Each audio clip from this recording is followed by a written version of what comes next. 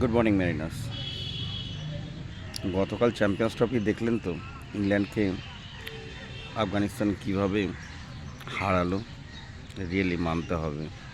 And সবথেকে বড়ো কথা, ওদের ইব্রাহিম জারদানের যে ইনিংসটা, 146 বল 177 run, not a joke, what a innings, ভীষণ ভালো লেগেছে।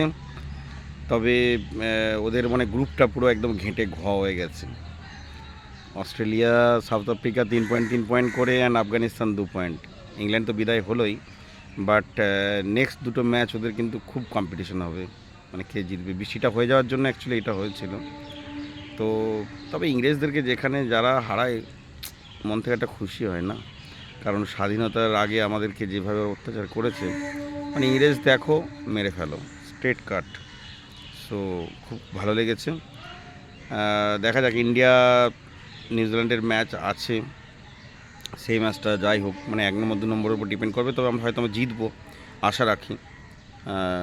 অ্যান্ড নেক্সট সেমিফাইনাল ফাইনাল সব তো আমাদের ঘরের মাঠে, তাই তো? দুবাই। ইংল্যান্ড বলেই দিয়েছে ইন্ডিয়া নাকি পিচ করেছে ঘরের মাঠে, দুবাই তো আমাদের ঘরের মাঠ। ঠিক আছে, ঘরের মাঠ তো ঠিক আছে, কী আছে। সো দুবাইতে আমরা মোটামুটি চ্যাম্পিয়ন্স ট্রফিটা নিয়ে আসবো। আচ্ছা, ভালো কথা, কালকে কিন্তু আমাদের পড়োশি ক্লাব কিন্তু জিতেছে। ঠিক আছে, এখন ওদের আশা আছে সুপার সিক্সে যাওয়ার, যদি আমরা মুম্বাইকে হারাতে পারি।